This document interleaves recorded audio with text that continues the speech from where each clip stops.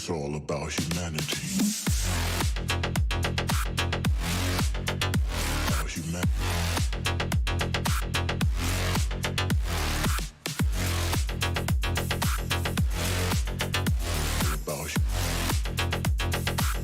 It's all about humanity.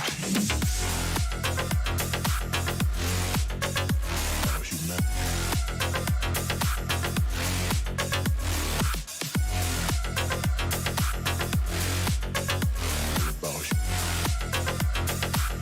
It's all about humanity.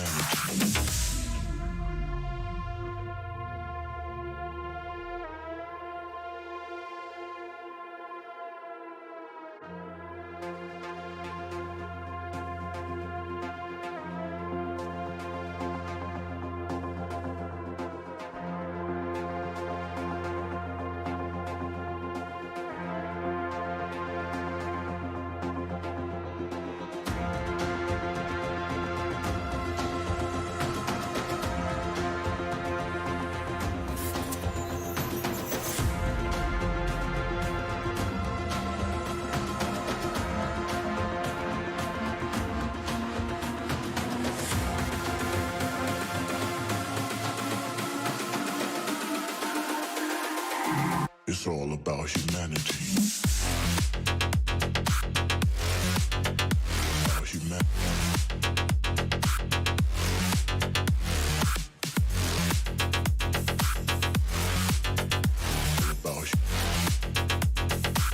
It's all about humanity. About humanity.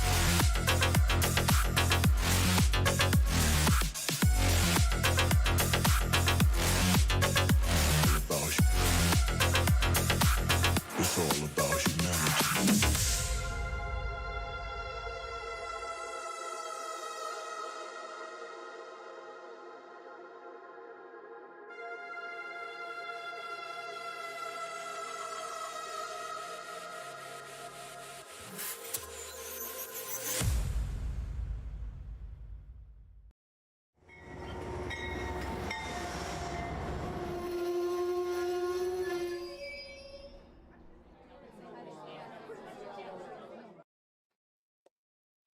Hello, model citizens. Welcome to Humanity Junction. Tonight is Sidetrack Sunday, so while I wouldn't say my usual streams are on track, I would say tonight probably has even less of a chance of staying on track. I did start a poll tonight because I couldn't decide what I wanted to do, so I thought I'd open it up to everybody. The poll is, should I do an unboxing or solder some extension wires onto my Halloween flat? So you've got the excitement of an unboxing versus the excitement of me probably burning myself and making a complete mess. So far, it's things seem pretty even. There's 57% are saying both, but 20%, much higher number than I thought, is actually saying unboxing. So maybe I don't know. We're probably going to end up doing both. I don't know what's going on, but we'll get there eventually. Before we get into that, let's say hello to some of the people that have joined us tonight. I'm just kind of looking around because I can't leave things well enough alone. So I made a little bit of a switch on my HO train back here. So now it doesn't run on the front track. It just stays on the back track, and for a second I wasn't sure if it was gonna run or not. So let's take a second, say hello to everybody, and then we'll get back to some other exciting news. Not that, anyway, now I'm just making stuff up. Artie from Awesome America Model Railroading is the first person on my list joining us this evening because his name starts with an A. So that's why he's on the top. Whereas Steven from Wigwag Workshop, whose name starts with a W, is always at the bottom of the list. And that just seems to be the way it is. In the middle, we got Boxcar Jerry, Digger Evans Model Railway, Don Head is here as well, Drew Doos Model Trains, Joe Rader, Black Rock Central Railroad, John Bennicke's in the house, John Knopful's here, John Train, BFGR, Ken N's in the house, Dwight Curley from Curly Express is here, Damien Lawfer, just drop it in. We've got Legend Driver RC, We've got Lynn McCurdy in the High Desert Modular Model Railroad, Alan from Mason-Dixon Railroad, James from Mr. Jimbo Trains, we've got Andrew, Mr. Victovid, John from Mystic Railroad, Nathan Five Chime is here. We've got Dennis from Otter Creek and Rio Grande. We've got Mickey from Pirates of the Model Trains. Rusty Paussenbayo is here. Ray Bertelson is here. Ray Boble is in the house. Ron Moen's here. Roy Altham. John from Skooka River Valley. Sean McGee. Steve Childer. Steve87. PSAP. I completely forgot his name. Jason the Train Freak is here. Tim D. Trackside Mike. And last on the list, we've already mentioned Steven from Wigwag Workshop. We've got some people dropping in as well, like Mark from M&M Rails. I just saw pop in. Conrail Lock 12 is here. Conrail Lock, are you new or are you by chance a rename of Conrail 8098? But thank you everyone that is here and joining us, and you know, we'll see what's going to happen today.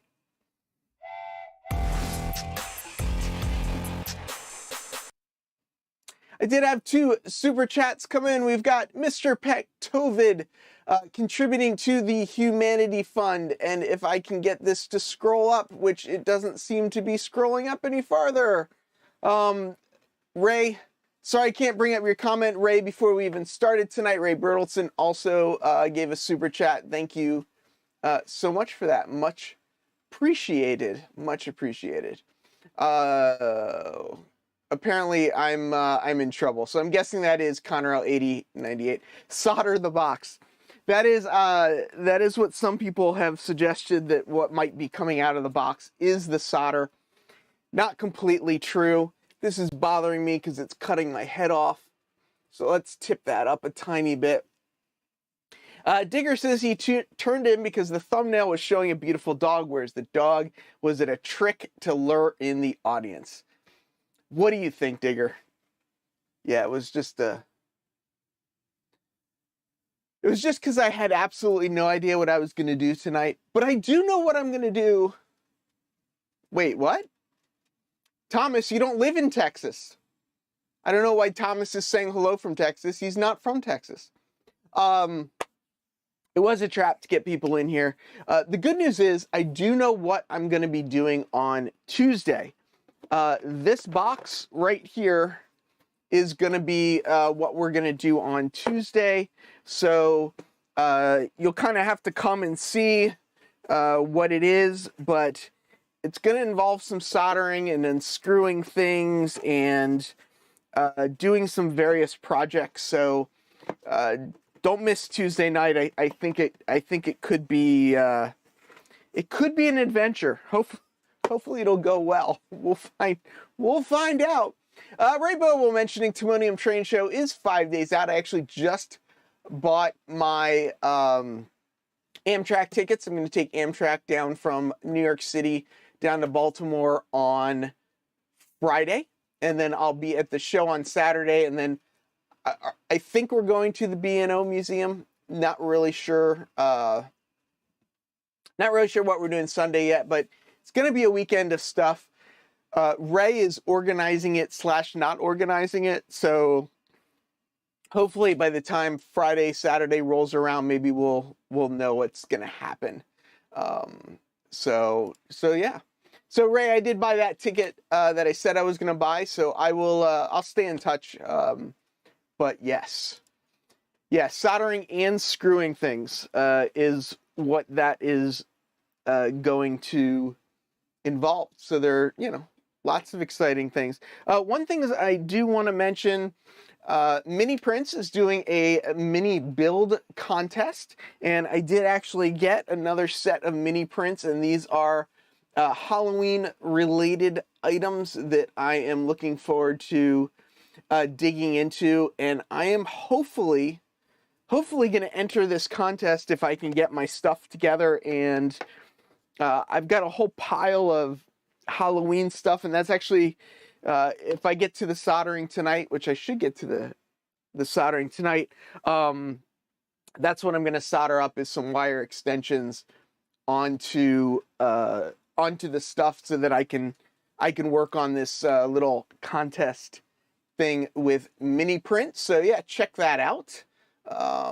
Yeah, Don's been posting some stuff up over on Discord about the show that he is at this weekend. He's been doing some presentations, which are pretty interesting. We did one for kids where they actually built little things, dioramas that they could take home with them, which I thought was a great way to get kids engaged and involved. So Ray is saying yes. So train show Timonium on Saturday, and then the B&O Railroad Museum on Sunday. So, yeah, Conrail 8098. I actually saw a picture of that. Let me see if I can find it again. Here it is. Open original. This is the picture he's talking about, or I should say the event he is talking about. A bunch of tankers with wax in them in Sandusky, Ohio, flipped over, but it does sound like everybody is going to be okay. Cameron is calling me out because, yes, that is what I said about the NMRBO. I'm a little more excited about Halloween because it's a lot more open as to what we're able to do. So I feel like it's a little bit more creative as well. Lynn says he's got some mini prints coming. Wife says I can have the lid to the peanut butter jar if I find somewhere to put the peanut butter. Why don't you eat the peanut butter? If you don't know, Mini Prints is one of the sponsors, so if you do go buy something from them, use the code HUMAN to get 10% off, as well as just let Bernard know that you found out about him from this channel, that you appreciate him supporting what we are up to and doing here as well. Another good point, Monday, tomorrow is Columbus Day. Last Monday, I believe it was Thanksgiving for our Canadian friends. So a lot of long weekends, I guess, for our North America folks. Ray Bertelson says, I let one of my dogs do an unboxing much quicker than Heath and no blue smoke. It's funny you say that. When we get boxes, our dog gets very excited, and if I hand her the box, she will open it for us as well. We just have to kind of know what's in there to make sure we're not giving her we're not supposed to. But Jason doesn't have to work tomorrow. I work from a Georgia-based company, which doesn't do the whole Columbus Day, Indigenous People Day thing. So I am working tomorrow. So yeah, my rabbit is faster than unboxing. And, come on, I think I'm doing pretty good. For those of you that do not know, Dennis is off all week. Did you retire and not tell anybody? For those of you who don't know, next week, Sidetrack Sunday is going to be hosted by Drew from White River Line. And if somebody in the chat that's a moderator wouldn't mind posting his link up, a chunk of us are going to be over at Timonium or down in Maryland, so we can't host. Jason's not available to host, so Drew from White River Line is going to do it, and I am sure it is going to be something interesting. Oh yeah, Dennis, that's a good point. Yep, sometimes you just gotta use it or lose it. So Ian says the one day I have off that my wife works. Oh, there you go. Here it is, White River Line. Please go give him a sub and check him out. Well, check out his other videos. He's been doing some really good videos on hand-laying track. He also just recently built a mill or something. I forget exactly what he just built, but it's got some structures things, got some various things going on. So check that out as well. Another person I do want to mention, and if you were in the chat a little bit earlier, I kind of mentioned that if I do end up running really long on this stream, which I don't suspect will happen, but if I do, we'll stop at 10 o'clock because I want to get over and watch Dennis's video from Otter Creek and Rio Grande. I've been enjoying following along in his build right now, and He's been doing premieres, and it's been a lot of fun. He hasn't put my mug in the background of any of his shots, but he does have Flying Crows and Crooked River and Eastern and Claude's Cowboy Timberland, whatever, in the background of his videos. So he's been leaving little eggs there. I don't know if they're just for me or if they're... Do you really not know that I have a mug? So this is for...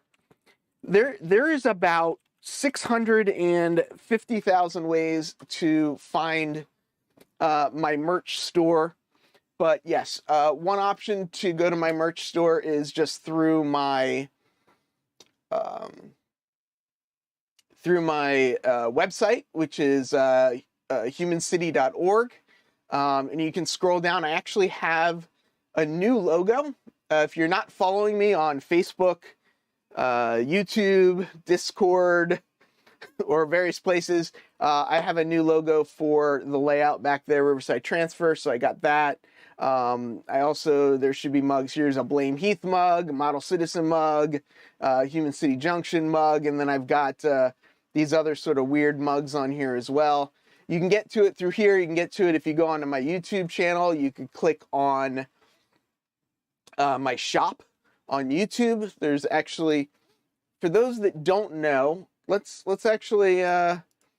take people here, for people that don't know this. You can now link merch stores within YouTube. So if you go to somebody's YouTube channel and you look up across the top, you'll see a new thing called store. So if people have their merchandise store linked, you can actually go right to their merchandise store through here as well. And if people want stickers, I will have some with me at Timonium. If you're not going to Timonium, message me your address, and I'm probably going to run out of stamps soon, but message me and I'll will make that happen as well.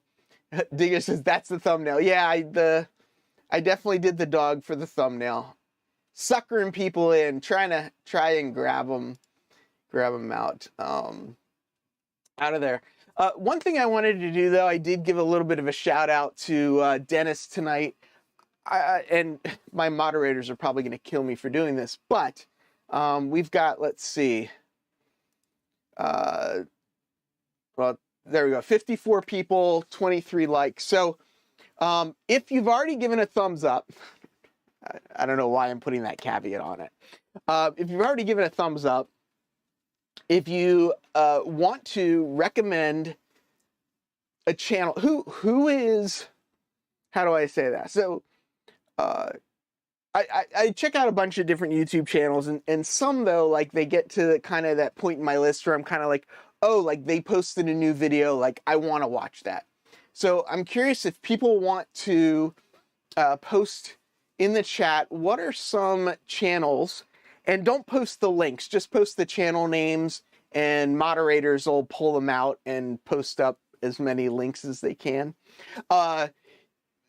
But what are some of the channels out there who, like, right now in this moment, like this week, are like putting out videos that you think other people might not know about, or whatever, that they should go and check out? Roy's saying no. Yes, post them up. I'll mention another one, Gruesome Gulch, which is Dave Meeks. What is Thunder Mesa? He just did a video on lighting. And one of my boxes is kind of going to be related to my lighting, so I just thought I'd mention his channel as well. Thunder Mesa, Dave Meeks. He's a ex-Disney Imagineer, so his layout has a little bit of a whimsical feel to it, but he just did a really good video. Dennis's videos as well. Roy, I said one person, and Roy already can't follow rules.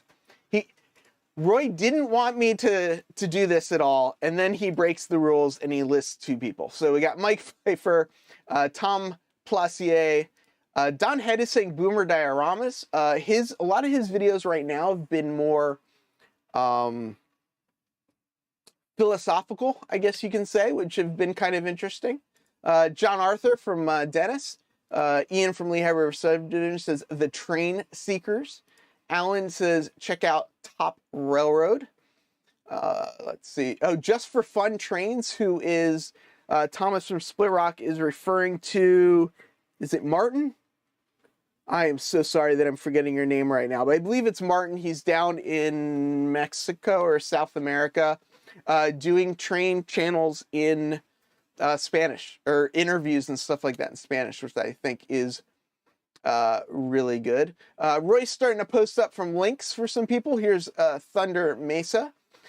Toyman Television, yep, it's another good one as well. I love when him and his wife wear matching shirts. Fred Wild is talking as well. Drew from White River Lines. The C and NW Mondavi line in HO scale is saying John Arthur as well, agreeing with Dennis. Yeah, I know, Thomas. Roy just doesn't follow directions at all, but Cameron says keep naming channels. Oh, Placer's more like Glacier. Okay, Tom Placer. Here's John Arthur's link. Rick is coming in probably wondering what the heck anybody is talking about. Rick's been doing some great DPM builds lately. If you're into those, check that out. Trackside Mike is saying check out Stormy Sky. John from Mystic says the 3 channels I cannot miss are Human Junction, Humanity Junction, and most of all, Humanity Junction. Lynn's saying Jimmy from DIY and Digital. Here's Tom's link. Let's see. Jackson Mike says Stormy Sky needs more view time. Well, if they have good videos, you know, that's pretty good. That's an interesting idea, James, is start collecting some of these, start posting sort of some of the people. The hard part with that is if I miss anybody, yeah, it's hard because I don't want to miss anybody. Thomas Splitrock says Brian Bana. Is that the name of his YouTube? Is Brian Bana? Best diesel builder I've ever seen. I don't know that I've seen that. Classic Model Trains, Ron from Classic Model Trains.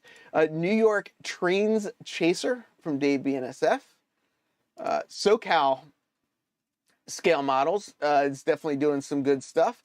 Dan's Railroad 2011. Dubai Railroad, yes, I agree there. I like his videos as well. Yeah, we talked I think my Tuesday stream, we talked a little bit about some of the channels that I watch that aren't railroad related. Tina Marie from Mojave Model Railroad. You can actually, there is a way to sort of share who you watch on your YouTube page. I'm not really sure how to do that. The CNNW is also mentioning Beerline Modeler. I've been looking for Sparky lights up Heath as he derails Tom. Brian Bana is great. Now I'm going to have to check that one out. Awesome. I will look for it in the back of your next video. Who's Big Bill talking to? Lynn is mentioning is Model Railroading Live on Wednesday nights at 9 p.m. Another shout out for Dubai Trains. Here's Brian Bana, and I need to, of course, find that one because I don't know that I'm subbed to him. That is a new channel for me. I was not subbed, but I am now. TSG Multimedia. Frank made his first 100 subs, his first real video. Here we go. Thomas is mentioning, he's mentioned this guy before. A lot of people refer to this channel when they talk about painting. Panzermeister 36. So that is definitely one to check out. And M. Peter LL. Peter Lloyd Lee does a lot of model railroad designs and builds on his channel. John Trey BFGR is recommending Ken Patterson. Fred says Daryl Cruz from the UPRR Evanston sub in HO. There we go. Jason Jensen Trains. Jason just came out with his first Craftsman kit. as well. So you can check that out along the way. Corey is mentioning RailServe John. Some people refer to him as John 2618, but I cannot refer to him that way. I don't know if Lynn is saying hello to Jason or if he is recommending Jason's channel. Saginaw Terminal Docks, a small layout with great detail and operations. That's pretty cool. Hey Thomas, you're a mod. You can post up that link as well as links that some of the other people are mentioning if you would as well.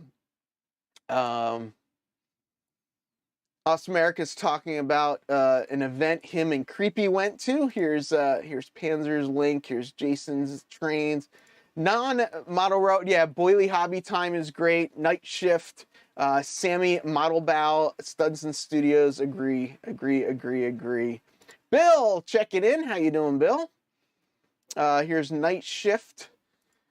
Lynn just got his kits. I ordered mine a little late, so it's coming, but I don't have it yet. Luke Towan's another one. Isn't it funny that we just went through all of that list of really great channels, and it took this long to get to Luke? I'm not saying that reduces the level of Luke's work.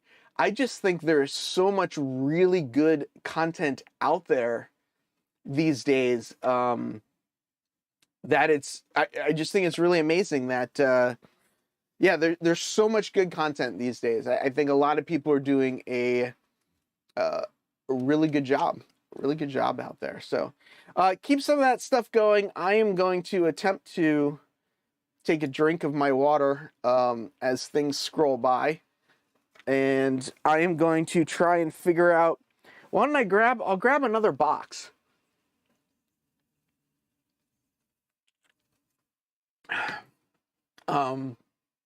Keep posting links, but I'm going to grab another box. This is a small box. We'll open up this one really quickly. This one relates to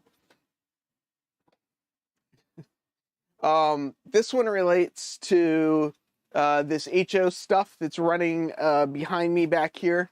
I think we took a look at this a little bit ago. You notice it's a little dark back here, right? So the next two things I'm going to talk about is lighting.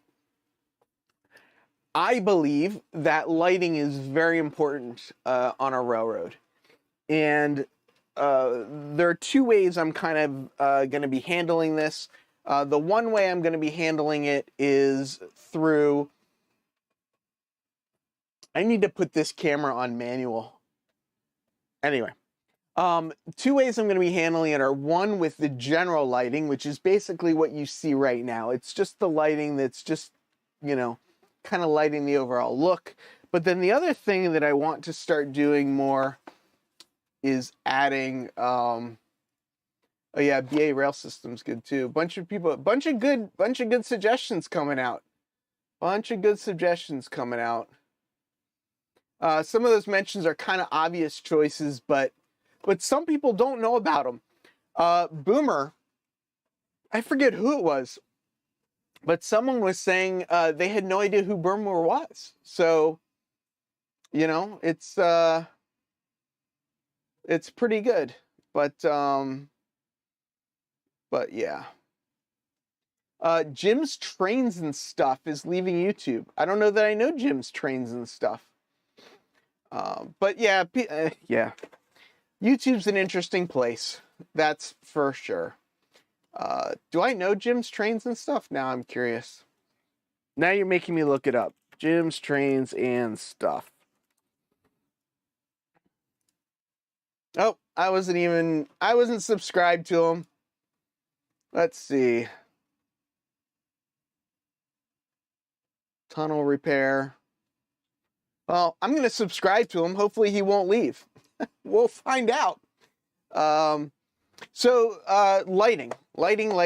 Yes, I am a lighting guy. I came out of many years of theater lighting, got into architectural lighting, and I really believe that lighting is a huge part of what makes any, I agree with this one as well.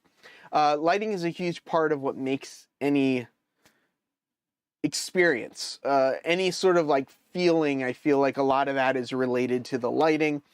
So one of the things I wanted to do on this HO scale is I wanted to add a little bit of lighting on the trains that was separate from the general lighting of the space. So these are from We Honest, which I think a lot of people know from eBay. That's where I get the stuff from, or that's where I get their stuff from. I think they also sell on Amazon and whatnot, but I get it from eBay. So I've got these double, zoomed in a little too far, these sort of double-headed lighting things, and my thought is that I will put these, there we go. So I'll put these in the center of the two tracks, and I will use them just to, just to give a little extra light onto the actual trains themselves, so that I can light the scene separately from the trains and give that a little bit of depth. And I was talking about Thunder Mesa doing his lighting video recently. He does that as well, where he does some lights on the background and some lights on the foreground to create that, that different things. Yeah, CCRX 6700 definitely has an interesting channel as well. Oh, that's pretty cool. Yeah, those buying a locker full of stuff. Yeah, you get lucky sometimes.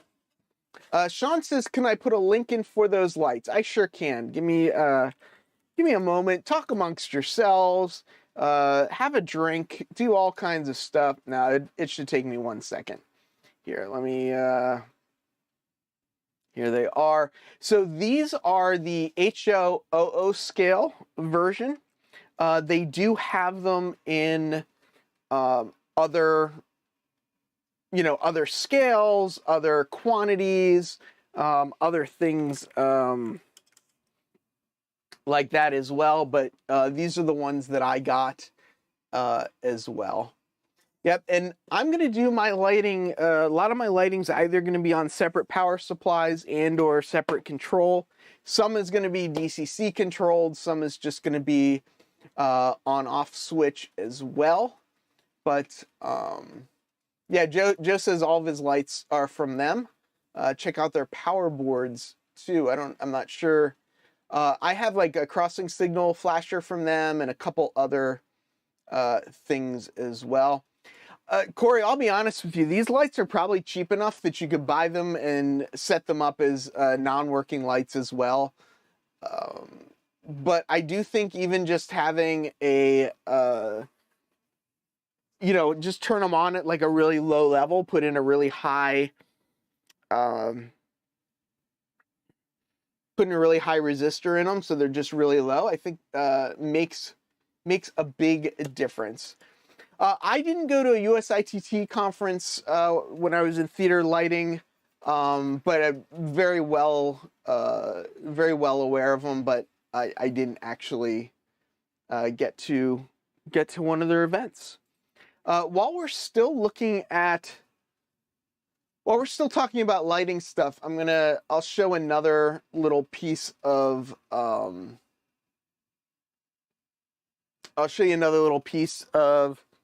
stuff that I got, and it's this long box right here. Yes, it came from Amazon. So I was talking about trying to separate the lighting a little bit, and one thing, I really got to put this camera on manual. It's driving me crazy today. Well, let's just turn Alexa. I'm sorry, Alexa, turn on softboxes. I know people are gonna kill me. Frank, I have not been able to find the US one lately. I feel like they may have gotten rid of the US one. At least in the last month, I haven't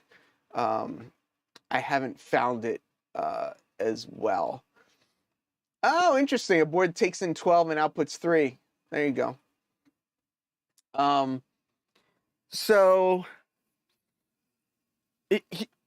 Here's what I'm trying to do. Right now, I've got my colored lights at the very edge. But what that means is that you're lighting the front of your trains with colored lighting, so the colors of the trains look different.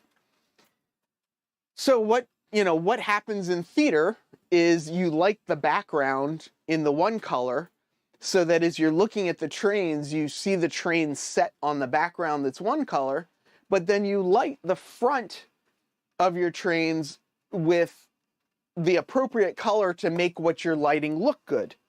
So what I got, taking out a knife, so in this box right here, I got some. Why did they send me such a big box for just this? I think there's supposed to be like 10 of them. I hope there's supposed to be like 10 of them. Let's see if I can get this open in one piece. But so what these are is these are LED channels. Anytime you use LED tape light, I like to put it inside a channel. I don't know if you don't know what I'm talking about, let me know. But basically, you want to put it in a channel because the channel helps remove the heat. And the thing that kills LEDs the quickest is heat. So a lot of times you'll see people just take LED strips and just stick them right to like wood or something like that. While that works, over time they will not survive as well as if you buy some LED channel. And as you saw, I get this channel on Amazon. A lot of the channel that I get is usually just yes, I knew this, I know this, but the DMX interface is it's a USB to DMX interface that I'm not. It's limited. It's limited. I know that they do it, and I know that some people actually have JMRI to DMX interfaces. But so this channel that I got here, that I'm trying not to scratch up too much. Yeah, we're getting in there. Yeah, Frank, can you still find both of them though? Because this is the only one I can find right now is the Weonis CN. Let's get I haven't gotten to this box yet though. We've got this box too, so. And we've got soldering. People said they, according to that poll, people have answered the poll. They want to see me do some soldering, which, I don't know, we'll find out how much I trust that. Oh, you did? You posted it? Did I miss it? I missed it. It's somewhere. But yeah, I do remember at one time they have it. Artie, I'm not sure if you're being serious or not, but JMRI is Java Model Railroad Interface. It's kind of the open source version of train control for a computer. So it's pretty popular because it's free. Oh, we just like to see smoke, Sean says. That's why he wants to see me soldering. So these are a lot cheaper than I thought. These are a lot thinner than the other ones I've gotten. So these are on an angle though. So you mount the LEDs in here, and I'm going to be able to then attach this to the top so that this then is going to shine onto my backdrop, right? So the typical channel, wait, here we go. So this is what the typical channel looks like. It's just flat, and you you put the LED strip in here into the flat part of the channel, and it's got a little bit of a cover. So this one though is on an angle. So when you mount it, so my plan is to put this up to light the back wall. It only messes up your track operations if you mess up your track operations. So the plan is to put that up against the back wall, and this track starts with an M, Usato or something. I don't know the brand of this other stuff, but now I know why this is more expensive. I have not found any that can do more than 2 wide. So what I have in the front of this here is I actually just have 2 of these rows back to back. So yeah, I haven't, you can probably find some that'll fit 4, but they're probably very expensive. So, you know, you kind of compromise by getting 2. The other thing that you could do, if you have a flat surface, you can use aluminum tape and put the aluminum tape onto your surface and then mount the LEDs to the aluminum tape. And that also helps.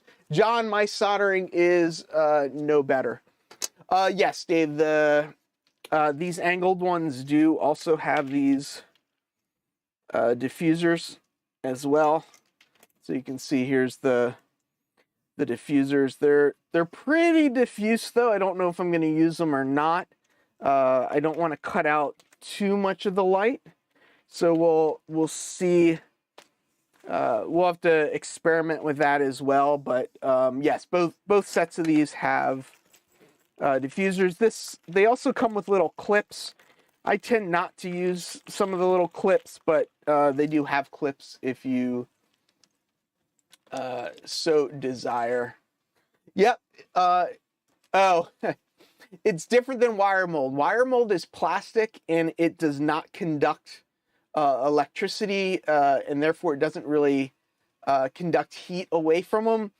This is actually an aluminum extrusion, and it's specifically needed to pull the heat away, and it's different than wire mold. So yeah.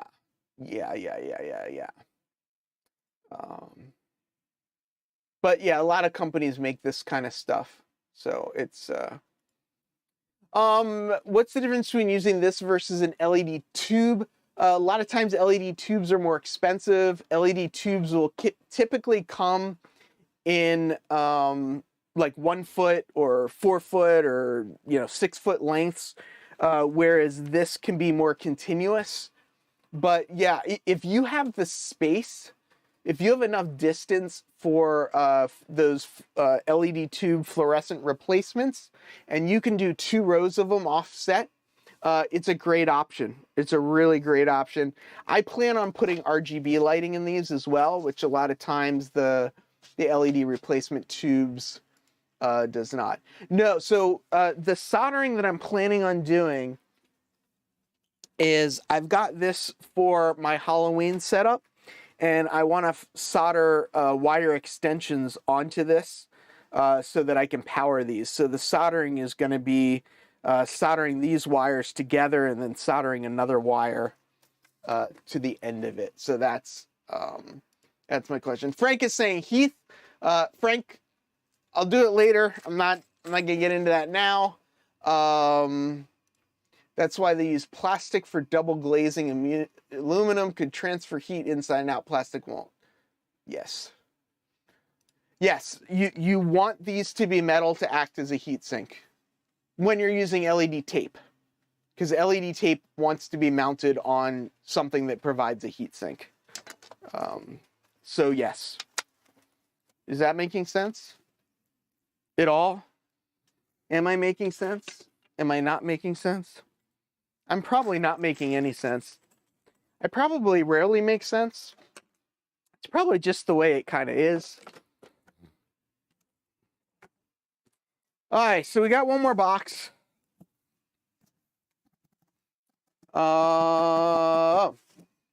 Yes. Those channels are metal. They're not plastic. Aluminum. And they're specifically designed for, well, the 90-degree ones that I got are cheaper than I expected them to be. I didn't pay a lot of money for them though, so it kind of makes sense that they're kind of cheap like that. But yes, you want decent quality ones.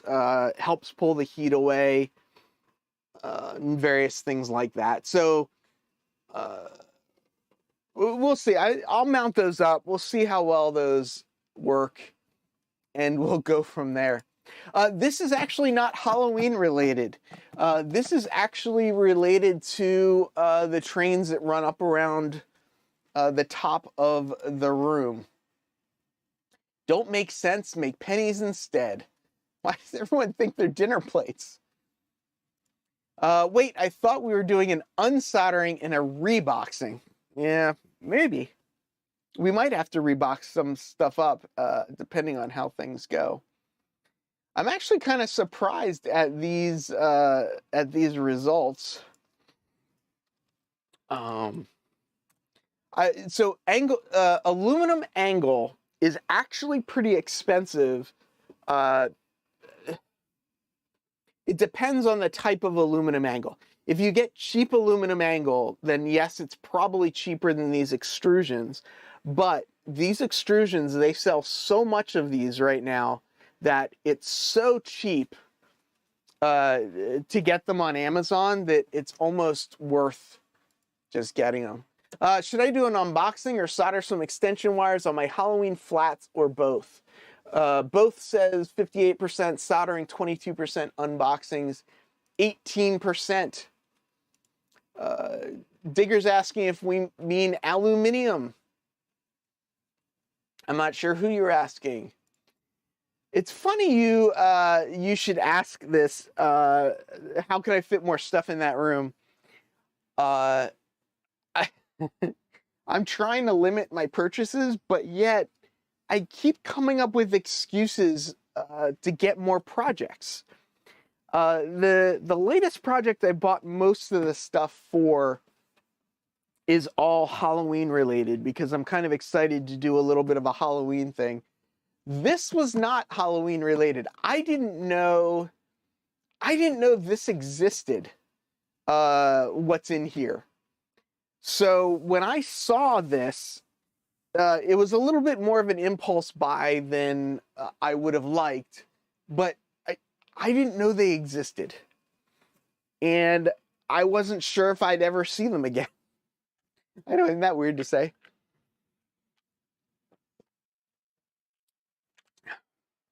When I bought a lot of these micro trains, Ringling Brothers cars that you see here, I found a lot of them on eBay, and at the time there was like a bunch of them, and from what I can tell, I've got like 95% of the microtrains ones that I ever that were ever made. There are a couple that I can't find, and I don't know if it's just because I have the numbers wrong or I didn't document something right or whatnot, but there's still a couple out there. But now if you wanted to collect all these on eBay right now, you can't find a lot of these. So I get these urges sometimes when I see something, I'm like, well, am I going to be able to find it?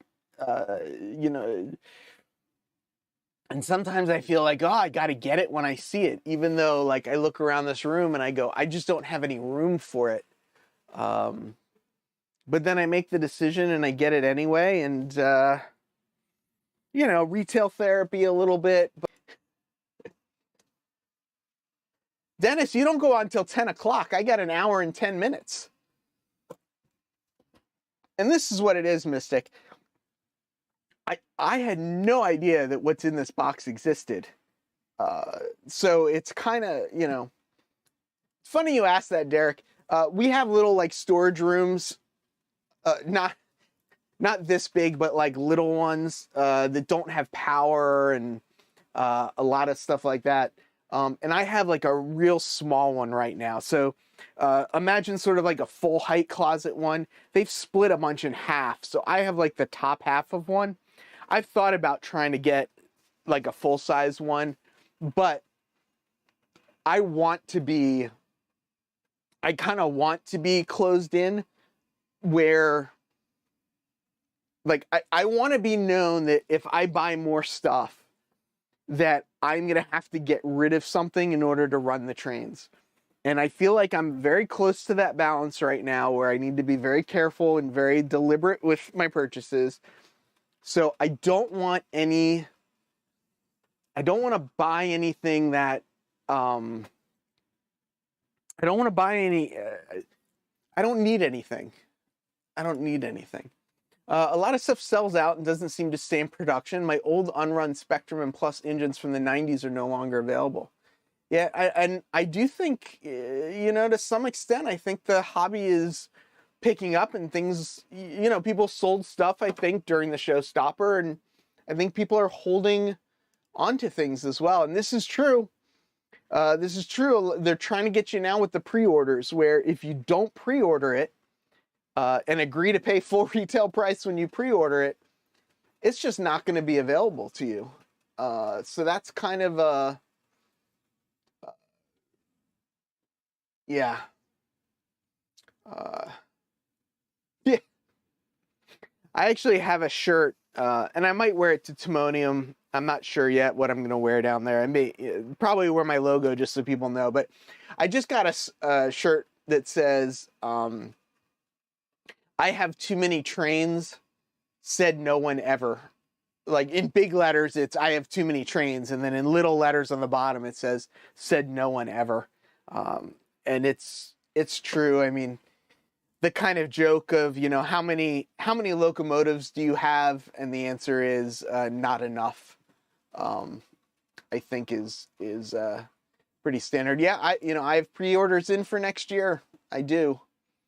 I've actually canceled a bunch of my pre-orders. I had some Christmas stuff pre-ordered, and I kind of realized I don't know why I have Christmas stuff pre-ordered. So I ended up canceling those pre-orders. Yeah, right, but the pre-orders help the manufacturers. They don't really help us. So yes, just-in-time manufacturing absolutely tries to keep costs down, but So one thing is, I don't even really understand how this box opens. I think I just need to open one of the ends. Yeah. Exactly, Lynn. Just one more. It is. Model railroading is to some extent an addiction. I think there's a certain amount of childlike wonder a little bit to it. But, hey, it keeps me off the streets, right?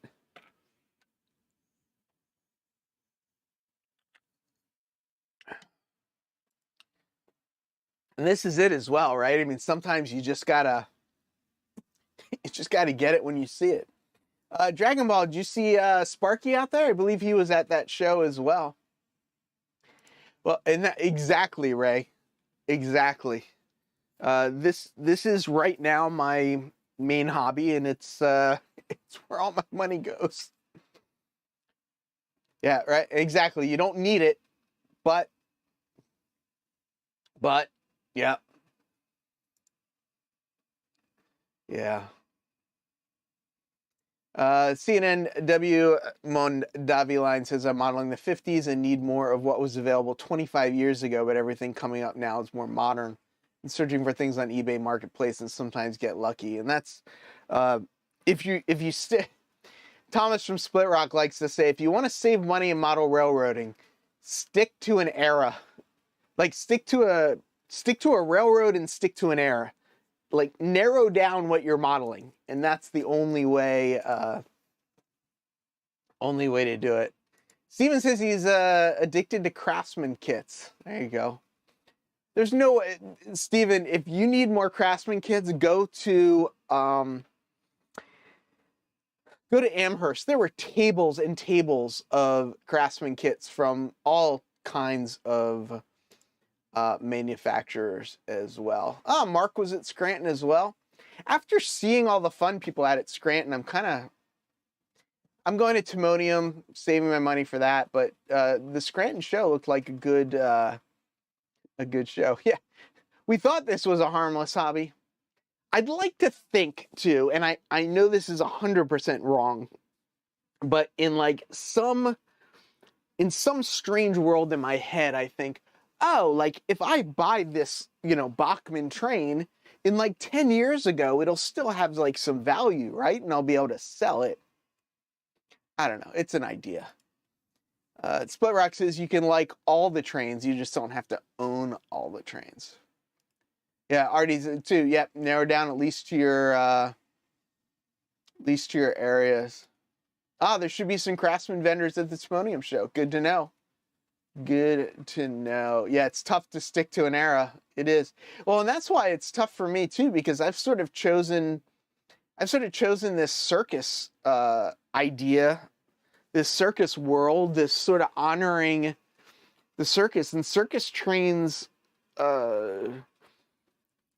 spanned such a large time in history, and different manufacturers have made different runs of trains, and they're all different, they're all, yeah, there you go. I'm powerless over first generation Jeeps, yeah.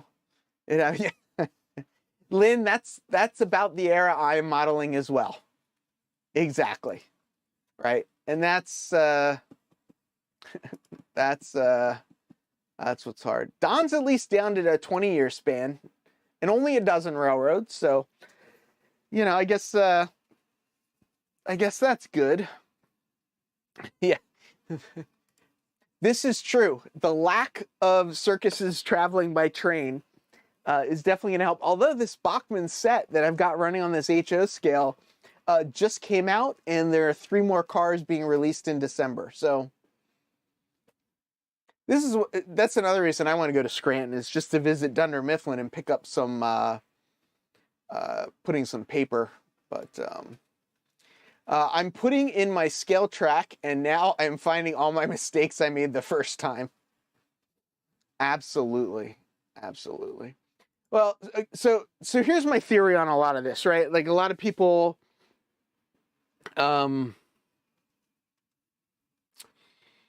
animals in circuses were a different time, or I think were more appropriate in a different time, because back when there was only radio, before TV existed, the only way you were going to see a giraffe is if you went somewhere where they had giraffes. And while some places had zoos, most places didn't, and the only place you would see a giraffe would be if your town, if the circus came through your town. So I think that a lot of the whole circuses and animals thing was because if there wasn't a circus menagerie, people would have never known or experienced what a tiger or what a giraffe or what a hippopotamus or those things were. So I'm not saying there should be animals in circus, but I am saying it was a different time, and that the circuses having the animals allowed people to experience them that wouldn't have other ways. So yeah, I don't know what I just said, but yeah. See, Mike the Rail Artist has it. His railroad's 1971 period, July 1971. Makes it easier. Randall's a little more modern, 1970 to 2022. Wow, there you go. 1959 to a specific branch line. Yeah.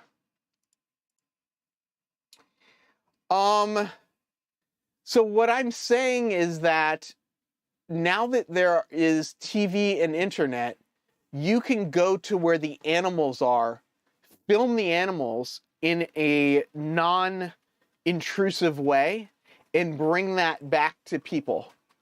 before we had video cameras with long lenses on them, the solution, right or wrong, trying not to place moral judgment on it, but the solution was to bring the animals to the people. And well, you know, Dennis makes a point too. The circus allowed you to smell them, touch them. In a lot of cases, the menagerie, you could pay to what? Artie's neighbor apparently has a giraffe. And this is true too. And animal handling practices in zoos and traveling exhibits have improved greatly over the years.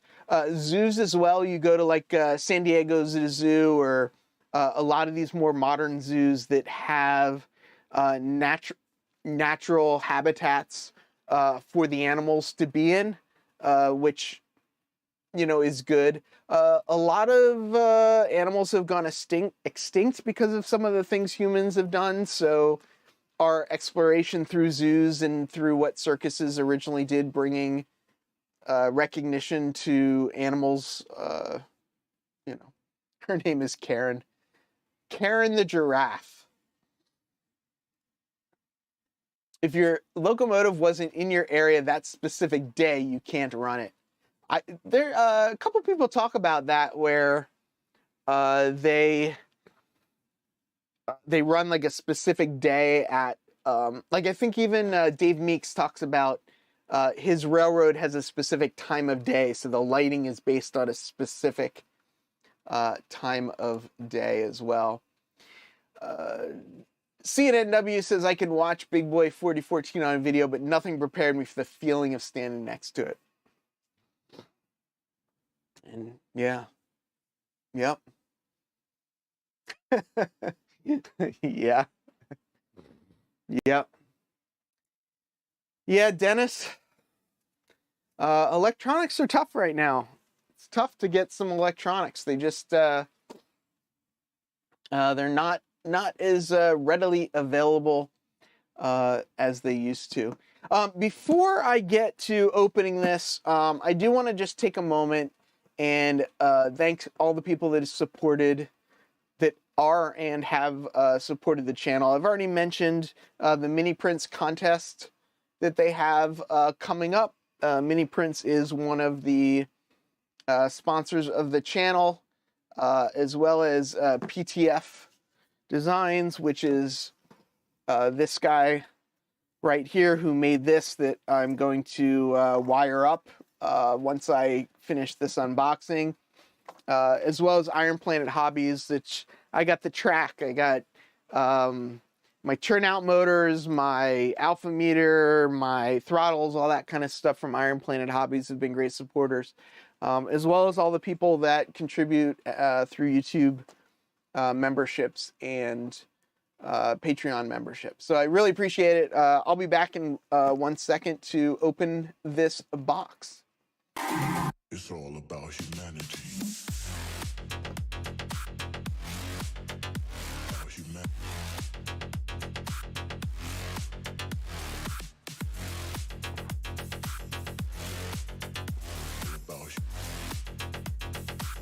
It's all about humanity. About humanity.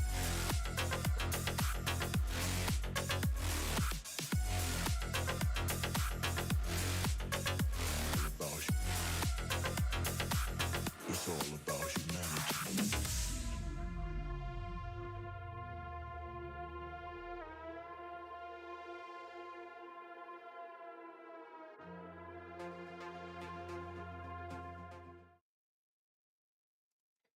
So Roy's talking about San Diego Zoo. I don't know if I'm going to be able to find this quick enough to actually show this. I think it's probably way up there right now.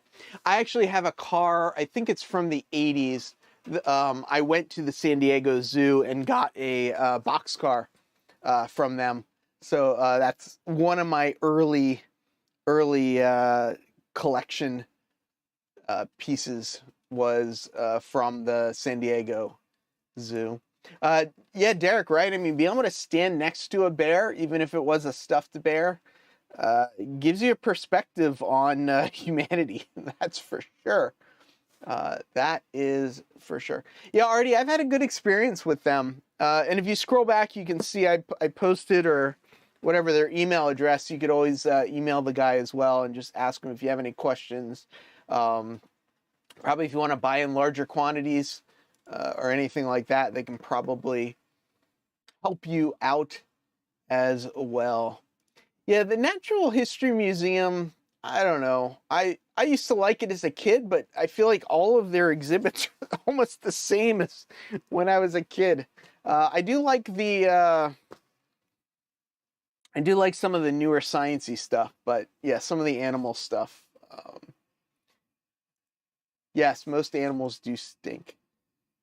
Ooh, there you go. New Heaven Rails had a bear about 20 feet away. Yeah, that happens. We did take over their habitat after all, right? A lot of people in California talking about mountain lions in their backyards stealing their dogs and stuff. So it's definitely a thing as well. I do want to solder these. I guess I'm just trying to decide, do I want to solder them now on this show? Or do I want to close this show down and solder them on Discord later? I guess it really depends on how many people want to see me try and solder some wires together. I do kind of need help with it though. I'm getting much better at soldering wires like onto a board, but I'm not doing very well soldering wires on like to each other. So I'm not really sure how to best do that. Tom, this is actually the 4th unboxing tonight, something like that. So tonight's been we've been unboxing a lot of things. Before I forget again, Drew from White River Line is going to be hosting Sidetrack Sunday next weekend. I will be at Timonium on Saturday and at the B&O Museum on Sunday. So if you're in the area of Timonium, come check it out.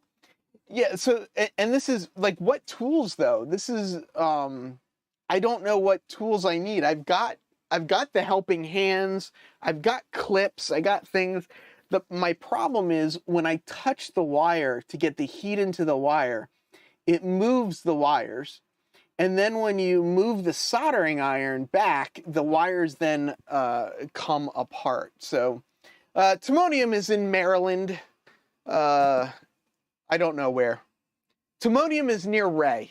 So go find Ray, and then you'll get to Timonium. Oh, but now I'm curious to see what these are. I don't know. Helping it. So, okay. So see, I've been trying to use helping hands. So that explains why I've been having so many problems, because like what I could likely do is solder all these red wires together. But then when I tried to solder the extension on, one of the red wires would pop open. And then you got to go back and like try and solder them. And I've tried to like clip the wires like together, but you got to clip together the parts. Yeah, it's think of a miter box. So I guess it's a miter box with clamps on either end. Tom, I'm soldering the wires to what's in the box. Okay, not really. Except instead of having angular stuff. Yeah, so what I need is basically something that'll hold the wire on this end and hold the wire on this end and allow me to heat the ends without pushing them out of the way. And yeah, I can do, right, you could twist them and solder them. That works sometimes. But when you're using solid core wire, that doesn't work as well. Looks like there's another train show at on that same weekend in Woodstock, Ontario, Canada, October 16th. John Train BFGR will be a vendor at that. Yeah, helping hands aren't very helpful. Why didn't somebody tell me this 6 months ago? Heavy gauge solid wire with an alligator clip on both ends, bend clamp to suit. And this is what I've tried to do. The problem is I'm usually soldering stranded wire to soldered wire, and that doesn't really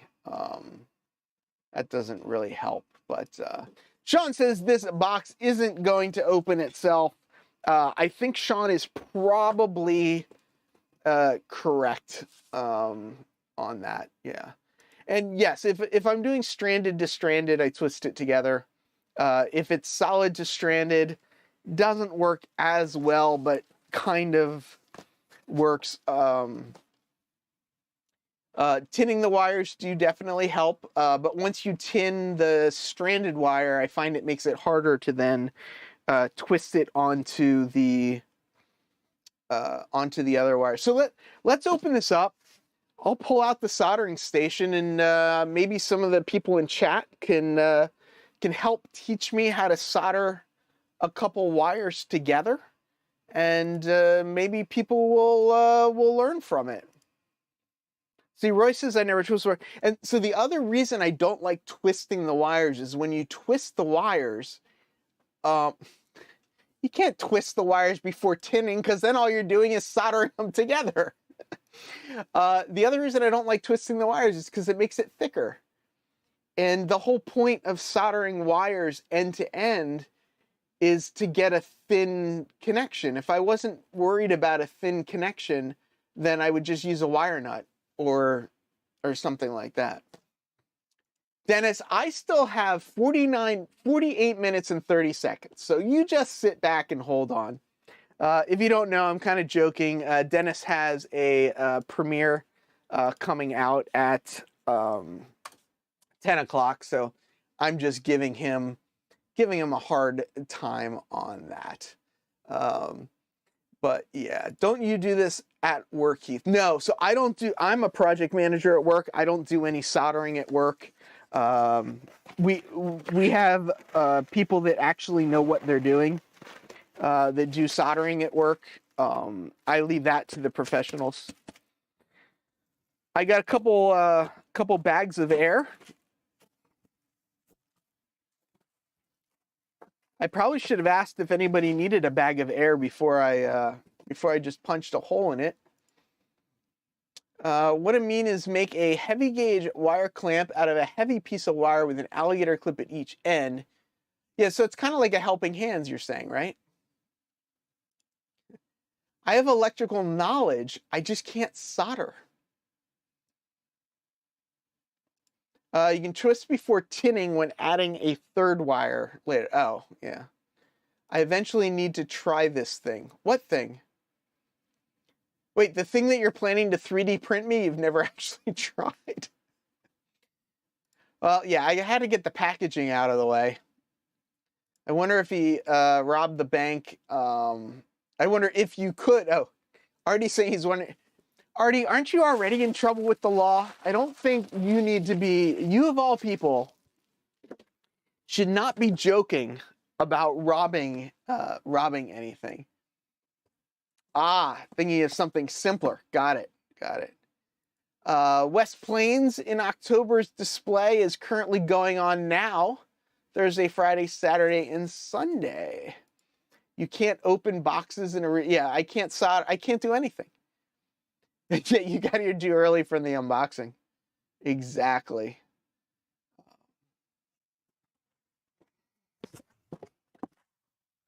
Wow, these kind of took up the whole box. But I got more... last time I went through an unboxing, people suggested that I count all of the... what are these things called?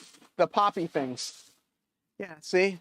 Alan knows how unboxings go. You got to pop each one first. So if you missed it because you weren't here, now there are more than 2 unboxings. There are at least 3. There's this. So I opened this first, which I guess I didn't completely unbox. I opened it up and I said, this is what we're going to do on Tuesday. So I probably need to take a picture of this, right? I should take a picture of this for my thumbnail for Tuesday. But this is Tuesday's project. And then I opened up this, which was the lights from We Honest. Right, and we looked at those lights. And then I opened up the the channel for the LED lighting. And then this. So this will be the fourth item. So not two. Exactly, instant replay. Which people should be banned from the chat? Solder the bubble wrap. Of course. Clearly HO scale. So Dennis, are we guessing what scale is in this? Yes, they marked it fragile because it did come from France. Do people want to guess what scale is in here? I guess we've already decided it is model railroad related, and that it is model railroad related and references a specific scale. So if people want to, oh, you're saying what scale is the bubble wrap? Make a poll to guess the scale. We haven't even determined that what's in the box yet is model railroad related, have we? What scale is in the box? Let's see. So we got Z. Let's choose N. HO. Oh, we can only do 4. So let's get rid of Z and let's choose G. So let's say N, HO, O, and G. Because we know it's definitely not S scale, right? I mean, we know nobody buys anything S scale. Well, Roy, I didn't say it was, but people seem to assume it is. So we'll let them guess what scale it is, and then we'll come back and we'll unveil what's actually inside of it. Although I did say earlier that this is something that I saw on that I didn't know existed, that I bought it because I didn't know it existed. So I guess that does kind of give away a little bit that it is something that is rare-ish, I guess. Yeah, Don, I still don't have enough S-track to even do a layout. Probably have no S-track. It's a major award. I wish it was a major award, but I don't know what I would have done to win an award. I'm not trying to see if there's a way to... No, Joe. It is not. It is not that.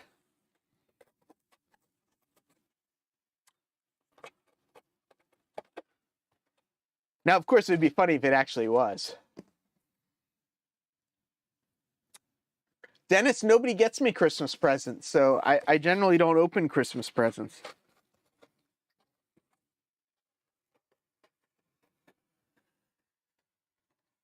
So I'm going to kind of slice this box, which of course means that I can never reuse it, but which I guess gives you some indication that the box doesn't have any value to it, which I guess gives away a little bit of information, but not much. The box does say on the side of it here, it does say Spartan Armor System. So I don't know if that gives anybody any clue. Oh, Heath, the line is it's a major award from A Christmas Story. There you go. So 2ReLO scale, GoBot scale, don't know. HO scale. Wigwag is starting to build something in S scale. Inflatable GG1.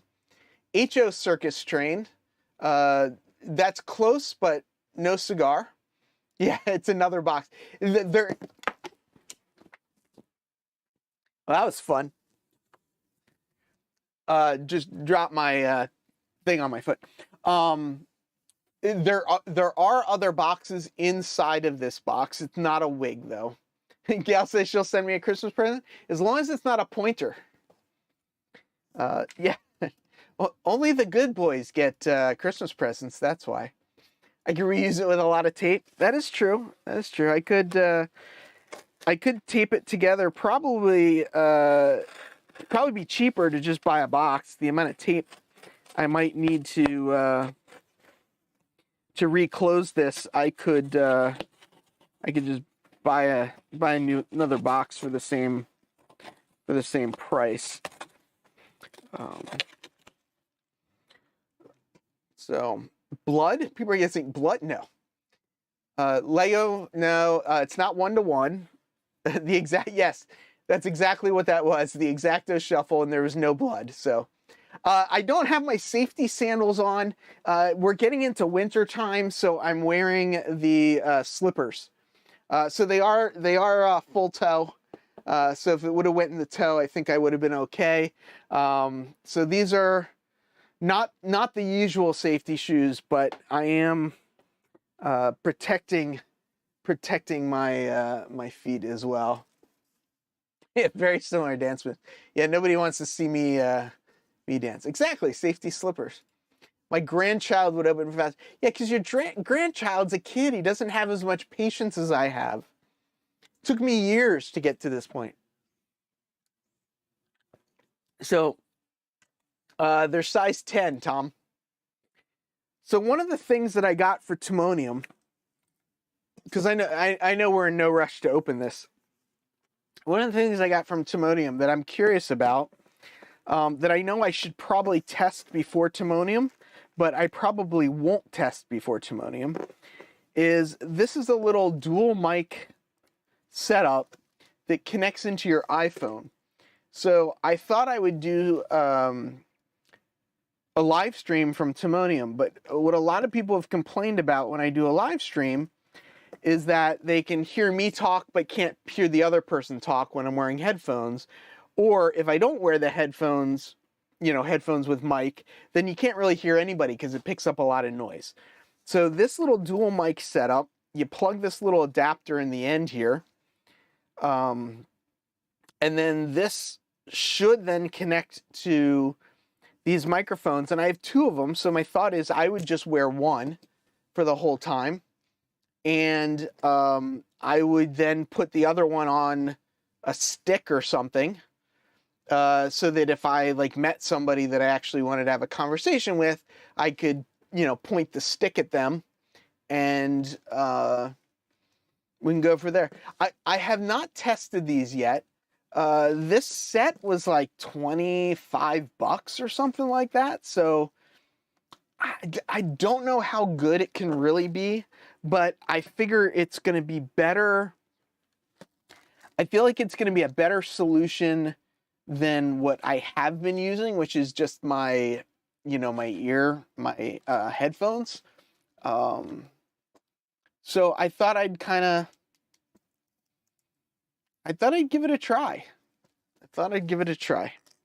Yeah, I gotta come up with what is something model railroading related that is like a long stick-ish type of thing that I could tape this to, that I could walk around, that would be funny enough that people would want to talk to me just because what I taped this to would be kind of funny.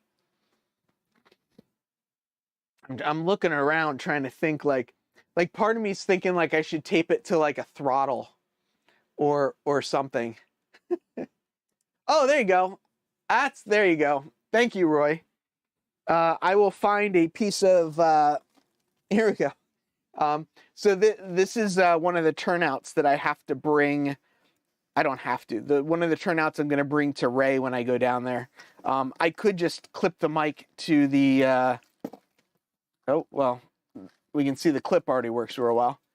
I can clip the mic to the end of the turnout, and I could use this, and then when I'm done, I just give the track to thing. What am I going to call the live stream? Live from Timonium with Tom of Tom's Trains and Things. Bill, I will let you know how well they work, and hopefully after or during Timonium, people will tell me how well they sounded by giving me some feedback. But hopefully I'll get some decent feedback on them. I know I should test them before Timonium. That would be the logical thing to do. Whether I am actually going to do that or not is probably, yeah. Flex track. Use a 3-foot piece of flex track instead. Yeah, I think this would work well because I think I could hand this to somebody and they would just hold it. You know, if I put this in their, you know, in your face, like I think somebody would grab it and hold it and they could use it, and it's brass track, so nobody's gonna steal it. I kind of suspect that they're gonna sound pretty terrible also, but I don't know. Yeah. Nah. I know somebody else that does a stream called Switching and Bitching. We'll let him no word play making you the Tin Man. No, I had to Google that, Otter Creek. Uh-oh, what did Otter Creek say? Oh, cardioid pattern. I don't know what the pattern is on them. I don't know. Some of them claim to be noise canceling and stuff like that, but I just think, and I could be wrong, that they probably have some sort of, you know, if you can get up close to them, then it cuts out the background noise just by the nature of being close to them. But I don't know. Yeah, they're most likely omnidirectional, not directional. Whether it's a cardioid pattern or something else, though, I don't know. I'm not sure. Oh, there you can go. We could do a stream in Timonium called Where's Tom? And the whole stream can just be about running through Timonium trying to find Tom. I think this is like kind of hilarious. If I did this and like people would be talking to the end of the track. I like this. Roy, you get credit. This was a brilliant idea. I like this. Talk to the Switch. But I don't think they're directional. I think it's probably going to sound not nearly as good as what I have now. But I think it's going to be better than like the audio from Amherst, which is basically what I'm trying to improve. There are ways that I could hook these mics up. And that was one of my thoughts, was to bring these mics and use these mics to hook them up. I guess I'm just kind of at the mindset that I just want some simple, cheap little thing. I'm gonna bring very minimal equipment. I'm gonna bring my phone and these mics, and that's kind of it for filming stuff. I'm not gonna bring a bunch of cameras and stuff. At least that's the current plan. So, you know, we'll see. You want me to test the mics now to delay the unboxing? Come on, people want me to unbox this. Like, I don't want to delay unboxing this because I know people like have to leave. Like John Knopfel is heading off to bed. Like, I don't want any distractions to get in my way of opening this. So, yeah. It died for lack of air. Alan forgot about it. Mic test or unboxing first. Yeah, we'll get there. Oh, 32 minutes.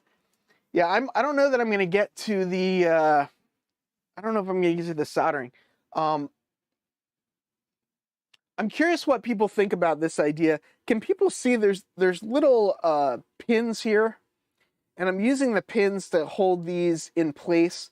But one of the things I got all these colored pins, and what I'm thinking of doing is marking the different tracks with the different color pins. I originally thought I could put the pin in the center of the track and that it would be small enough that the train would run over it, but that doesn't work. So I'll have to put it on the side. But I thought this would sort of, because each of the tracks are a different block, and I think if people know, I've got these switches right here, right? So like each switch would be a different color, and then the different colors would be out on the different sections. So I don't know if that makes sense or not, but we'll see. The pins don't do anything except to be different colors, but that's it. Yeah. Oh, I'm sure you're going to be disappointed. I am sure that I'm the only person that is immensely excited about what is in this box. I was so excited when I saw these that, and not knowing they existed. So yeah, is my Switch microphone, I believe they're omnidirectional. Most lavaliers by nature are omnidirectional. They're omnidirectional so that you can basically mount them any way you want. Dave BNSF says sidetrack Sunday to Monday. If you're in Australia right now, it's already Monday, so that would be pretty. So the rail parts that I need, Lynn, are for the HO scale track, the one up here. These are all the N scale ones. So if you don't, I can just get some of these Walthers ones. They make them in HO scale as well. So I could potentially use those as well. And I'm just pinning these in right now because I didn't want to glue them in just because things might still move. So I just pin them in just because whatever. And yeah. I just realized the HO scale train hasn't been running in a while. I don't know where it went. Is it back there? I wonder why this train isn't running anymore. Where is it? Uh-oh. Why is this train not running anymore? It says it's still running.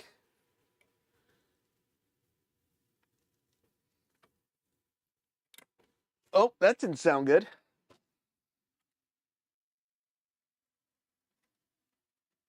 Oh, there we go. Now it's running. I thought we were getting lessons on how to solder a box. We should. I should do that because I need to learn to solder. But now that I'm hearing that I need this like special tool to solder, I kind of want to wait for that. It's not a box anymore. It's a folded over sheet of cardboard, which is absolutely correct. What happens to you speaking to the other switches? Do they also have mics? Some of them might. Yeah, exactly. Yeah, I don't know what happened. Oh wait, he distracts himself. Yeah, no, I don't need any help. Steve 87th, also known as Kenny, said that I missed the unboxing. Can you go back? Turn out there's a leaf blowing around my yard. It's possible that brass frogs in the turnout will force translate everything from the mic to French, so just be warned. Oh, that's a good point. I wonder if I can use this brass one. Maybe I'll have to see about using something different. I'm probably going to end up, like, it's got a little clip on it, but I'll probably end up taping it to it just so that when I'm waving it around, it doesn't fall off. But Roy, great idea. We are definitely going to have some fun with this track. Hopefully it's going to work. Hopefully, my biggest fear with these microphones and the thing that I'm not sure how to test is I don't know how long those microphones are actually going to last. I mean, they say they can last up to like 4 hours, but they may last 20 minutes, and that might be the end of the show. But yeah, so I might use those pins. Yes, I will definitely have my logo on the mic somewhere.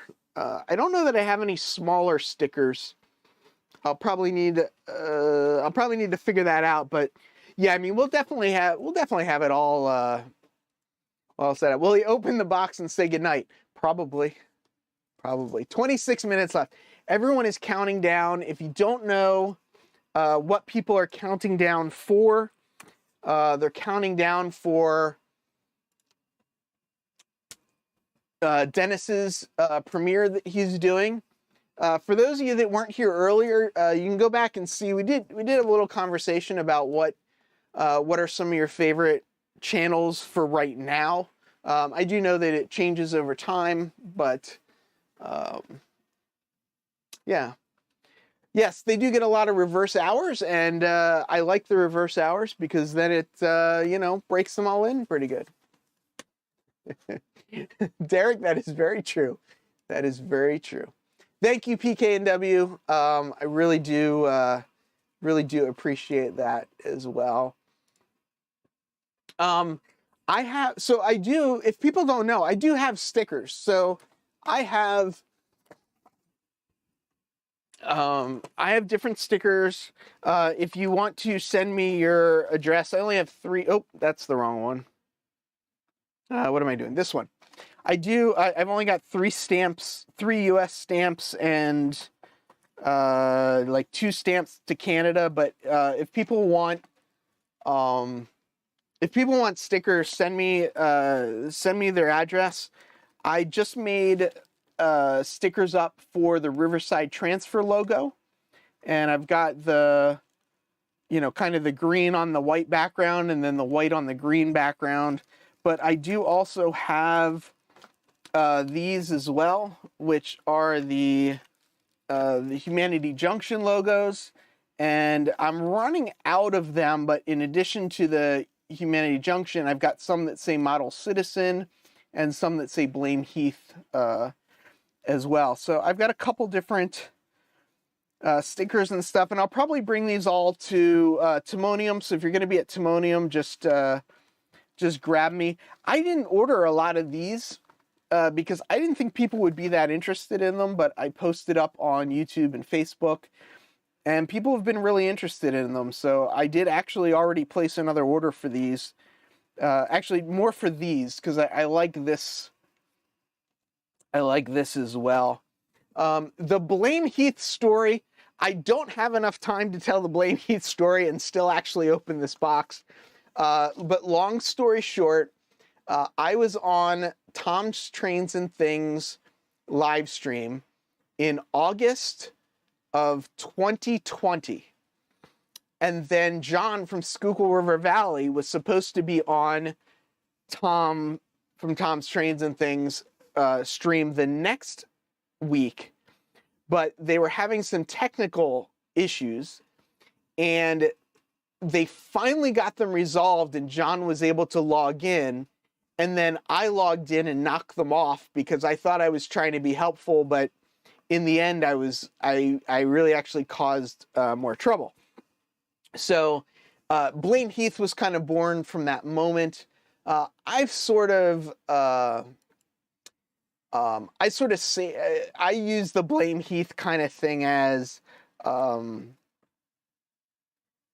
pretty good at problem solving, I think, and I'm not saying that to be arrogant. I think I just think I'm decent enough at it. So I think a little bit the Blame Heath is kind of stuck because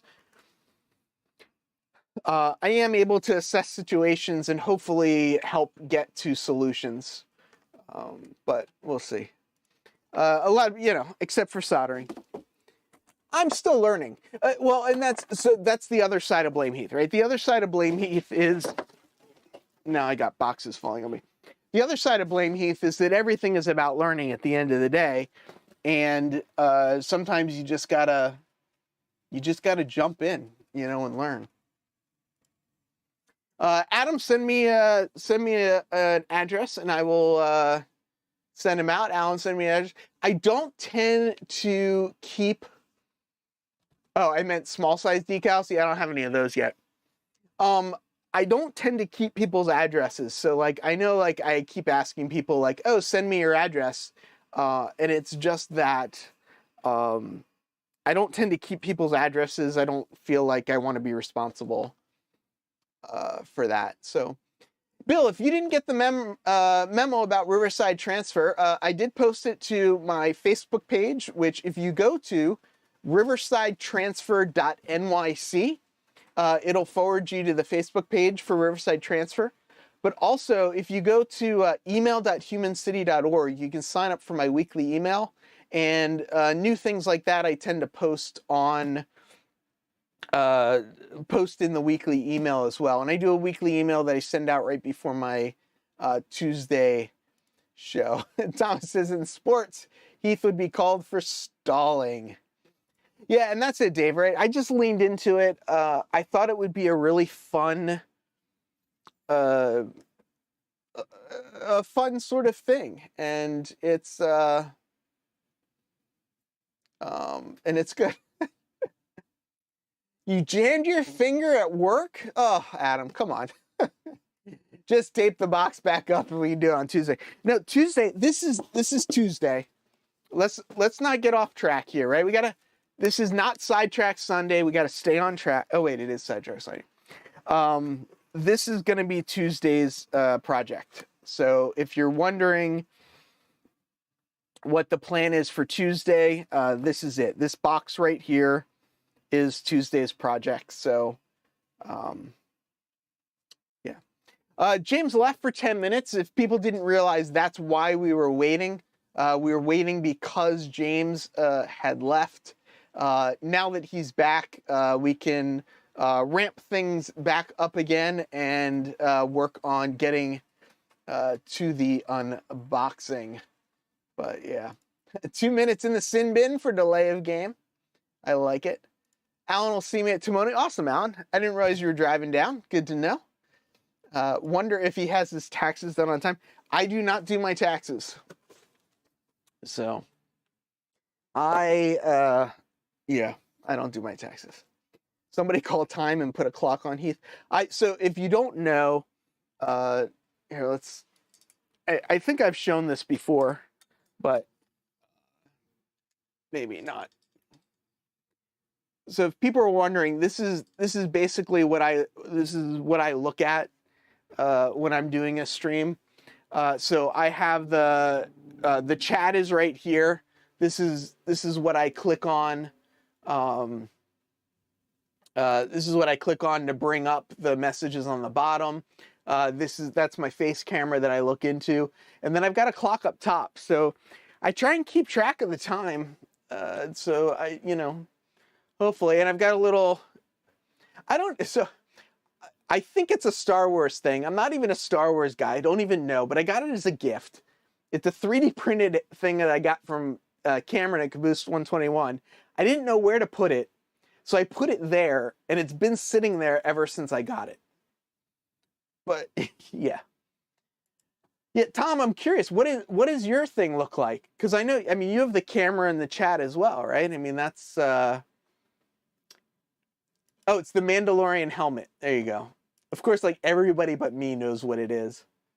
I'm like the only one that doesn't know.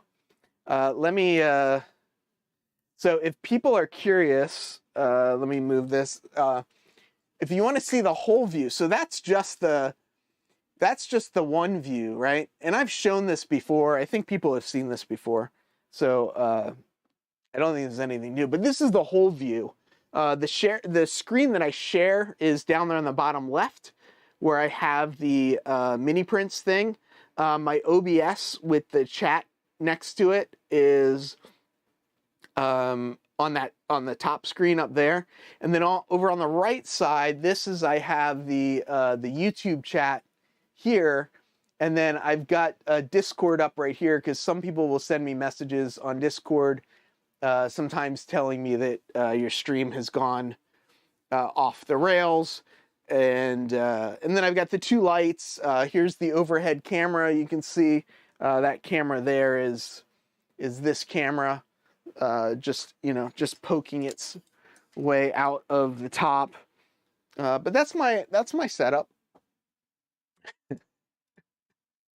Artie says he's off the rails. We can go out to lunch, and he will still be talking about taking this stuff out of the box. Your stream is always off the rails. Your stream had rails to begin with. No, but my interview at Timonium will have rails. Get it? It'll have rails. Get it?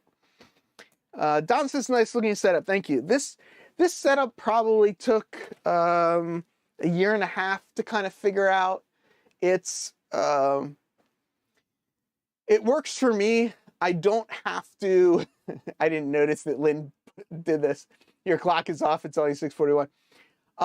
It works for me. I like not having to tab through a bunch of different screens, especially when I'm streaming. I just want I only want to have to switch through so much stuff. I want everything to just sort of be there. So it's my streaming setup. It works pretty well for me. And once I start doing some guest interview stuff again, which I've been talking to some people about doing, it's helpful to have the extra screens. The screen in the top left, I've probably had 10 years or so. It's an old screen. Yes, so this whole setup runs off of one computer. Exactly. Poll, does heat stream cause you to... there you go. Let's look at this poll. Let's see how many people actually answered the poll. What scale is in the box? We had 42% said HO, 19% said N, 19% said O, and 19% said G. That was out of 47 votes. I'm impressed that was so even. Hurry up! Dennis is on in 15 minutes. Ray, the computer for this is a purpose-built computer specifically for streaming. So all of the components, the CPU, the GPU, the RAM, the cooler, everything was built around live streaming. So that's,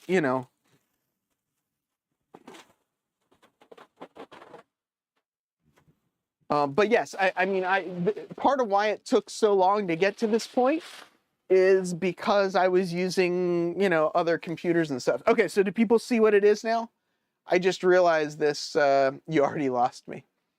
If you want to talk tech, come over, look below and find the link for Discord. Join us on Discord and we can go through my whole streaming build and how I got here and stuff like that, because it is a little bit of a process. Lynn says he sees Lego. It's not actually Lego. I don't know if that gives people a clue. I bet you somebody will know what that is from that. Glad Otter Creek is curbing this, so I kind of know when the box is going to be opened.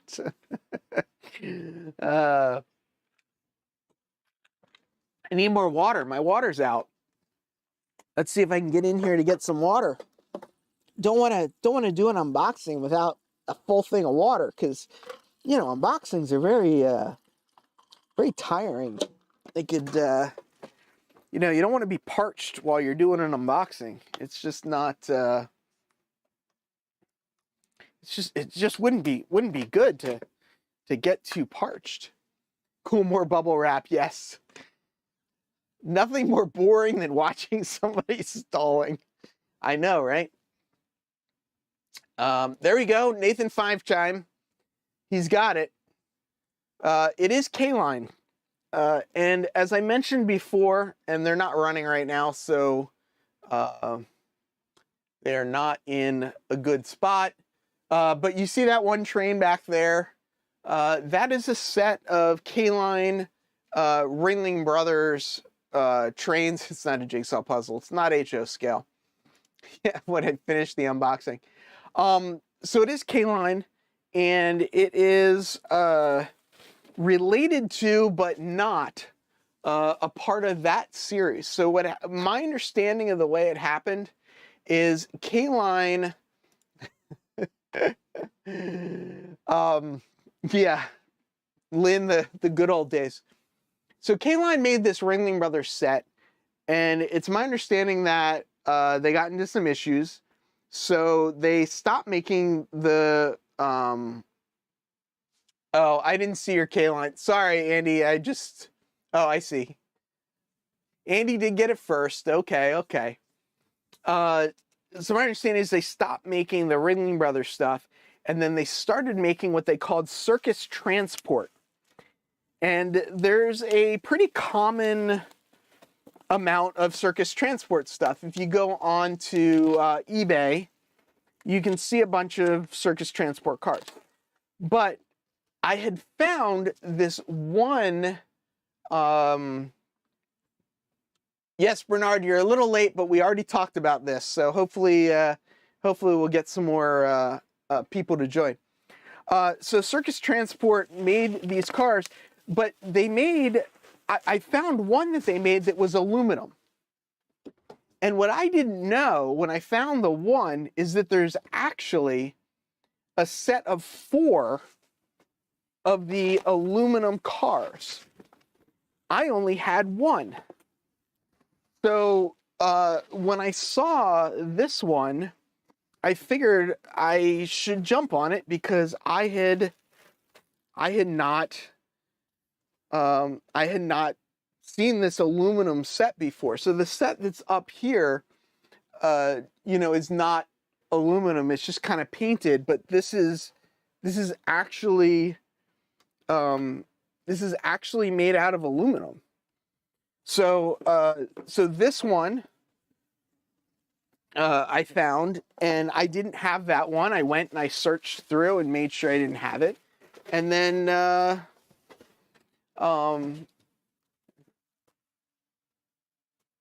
nobody is good at multitasking, and if you think you are, it's not true.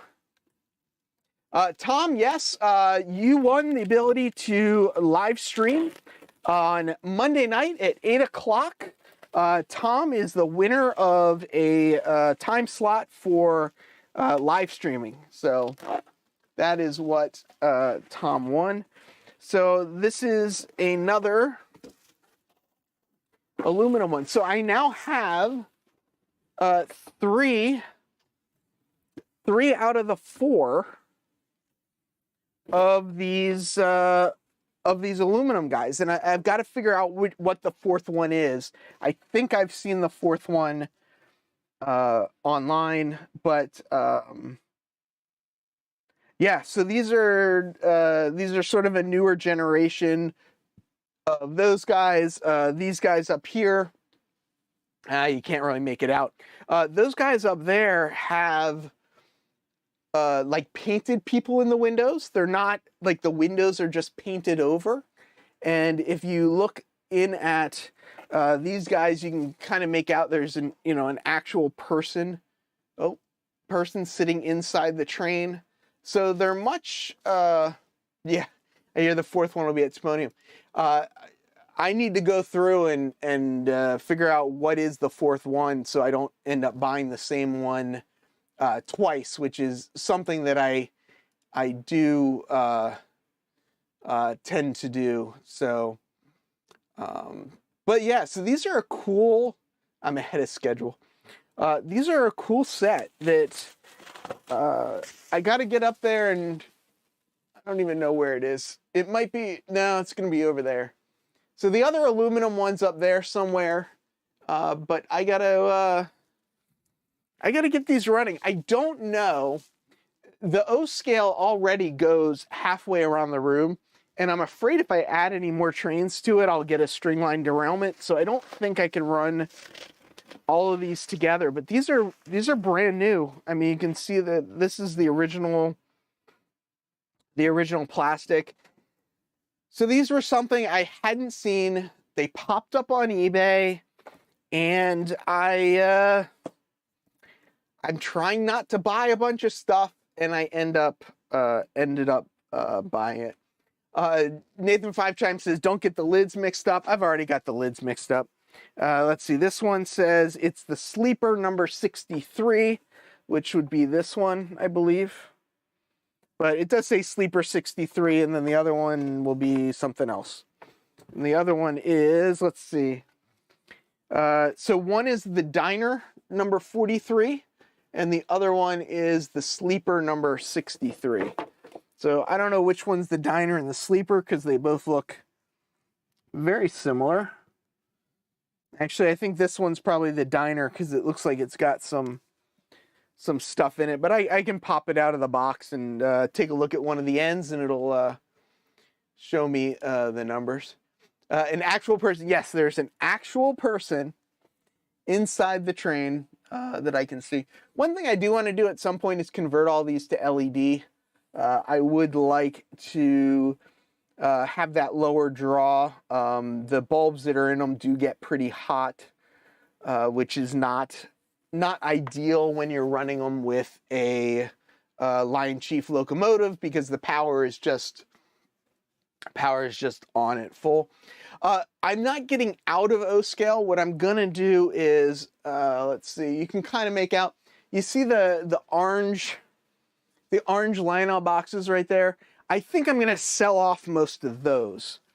So I'm not getting out of O scale as far as the circus stuff. I'm gonna get out of O scale as far as, one of these is a diner car, so they get their own food as well. Take the 3 photos. Yeah, I need to do that. What I actually did, the way I found out that I didn't need have these 2 is I went, I got these on eBay, and I went on eBay and I looked up which one I had already purchased. Found the one I had purchased and realized that it wasn't the 2 of these. So I know it's 43 and 63. I just got to look up the other ones. Do a close-up of the Lionel boxes. I don't know that I'm going to be able to do that today unless I do. This is going to make everybody sick. I'm not going to do that now. Well, some of them I'm going to keep. Some of them are like actual, like, I don't want to say collector's items, but they're like not extremely popular. Whereas most of those orange boxes are, a dime a dozen type of thing. So what I've talked to Andy a step about doing is Andy does yeah, right, circus related is my kryptonite, 100%. Yeah, Sleeper has beds, but I don't see any of these with beds in them. Actually, this one looks like the diner car. This looks like it has diner stuff in it. Ah, so this one's the Sleeper, because I can see it's got rooms. And this is the diner because it's got the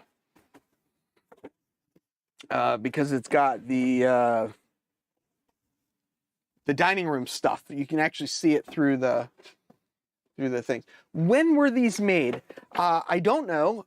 It would have been before, I think, 91 or something, because I believe K-Line went out of business in 1991. So my guess is it must have been before that, but I don't know exactly when they were made. But yeah. Was it early 2000s? Oh, it was K-Line 2004? Oh, I was totally wrong. I thought it was the 90s. Apparently completely wrong. Kyle, what am I doing? I am getting things completely wrong. That's what I'm doing. That's what it's all about. So people are saying 2 minutes. If you don't know, when you head over to see it, there's actually going to be a whole countdown and thing at the beginning. So it doesn't start right on the hour. It actually starts about 2 minutes late. But what people are talking about is we are all going to head over and check out Dennis's premiere, which is coming on at 10 o'clock. I do actually have it up here on the screen as well. So I am watching it as well. And as soon as this kicks off, I'm gonna jump over there as well. So Bernard, the link, click the link, Bernard, click the link. So thank you all so much for coming. I really do appreciate it. I will be on Tuesday. I'm gonna open that box up, and we're gonna deal with that. That's definitely gonna involve some soldering, but it should be pretty simple soldering. And next week, Drew from White River Line is hosting Sidetrack Sunday while a bunch of us are down at Timonium. I'm gonna try and go live from Timonium. I should be able to do it. I've got this mic set up that we're going to try out. But in the meantime, have a fantastic week, everybody. And hopefully Dennis is going to blow us all away. And we'll see everybody again soon. From the city that never sleeps, farewell, model citizens.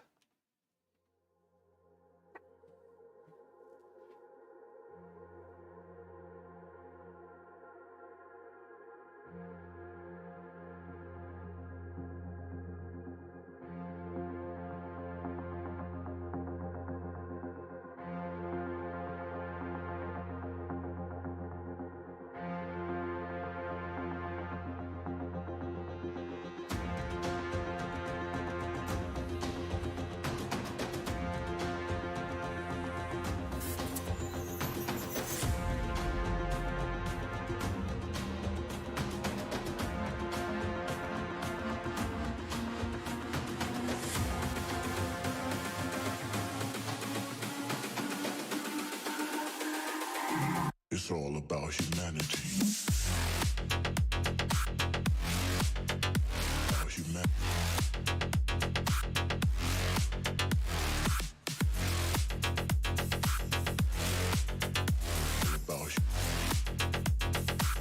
It's all about humanity.